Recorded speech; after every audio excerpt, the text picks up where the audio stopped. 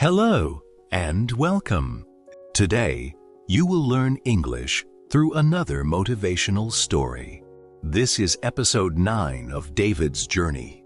In the last episode, Daniel disappeared for several days because of family difficulties. When they finally met again, Daniel handed David an envelope. Inside was something completely unexpected. Today, David discovers that opportunities can be exciting and frightening at the same time. Listen carefully and enjoy the story.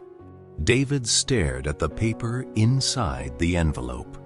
Then he looked back at Daniel, then back at the paper. He read the words again, just to make sure he had not misunderstood. It was an application form. At the top of the page were the words, "Young Entrepreneurs Challenge." David frowned. "What is this?" Daniel smiled. "It's a competition." "A competition?" Daniel nodded. "The city is organizing a challenge for young people with business ideas." Daniel continued reading. The competition would allow participants to present their ideas before a panel of business owners and community leaders.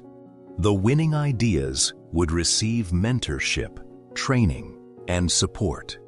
David immediately shook his head. "No." Daniel laughed. "No? No. I can't do this." Daniel folded his arms. "Why not?"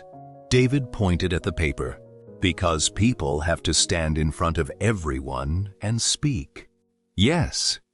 "And explain their ideas." "Yes." "And answer questions?" "Also yes." David slid the paper back across the table. "No chance." Daniel smiled. "I knew you would say that."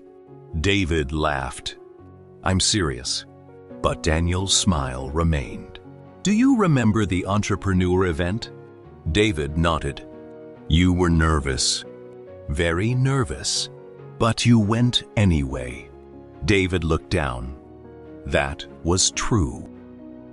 "Do you remember Mr. Peterson's challenge?" Again, David nodded. "You didn't think you could talk to strangers either." David remained silent. Daniel leaned forward. "David, every time an opportunity appears, your first reaction is fear." The words hit him harder than expected, because they were true. Whenever something new appeared in his life, he immediately imagined everything that could go wrong. Failure, embarrassment, rejection, mistakes. But what if things went right? He rarely thought about that. Daniel pointed at the application. "You don't have to win." David looked up. "You just have to try." The conversation stayed in David's mind long after he returned home. That evening, he sat at his desk.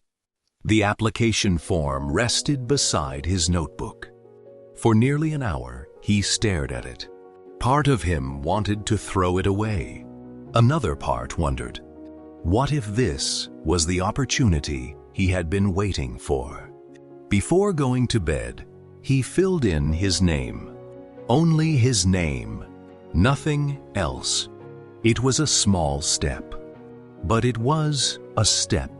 Over the next few days, David could not stop thinking about the competition. At work, he thought about it. On the bus, he thought about it. At home, he thought about it. One afternoon, while helping organize a storage room at the community center, an idea suddenly appeared. A simple idea. Not a perfect idea. Not $1 million idea. But an idea that could genuinely help people. David immediately grabbed a notebook and started writing. The more he wrote, the more excited he became. For the first time, he wasn't thinking about winning. He was thinking about solving a problem, helping people, creating something useful. That feeling was different. A few days later, David met Daniel again. "So?" Daniel asked. "So what?" "The application." David smiled. Without saying a word, he handed Daniel a copy.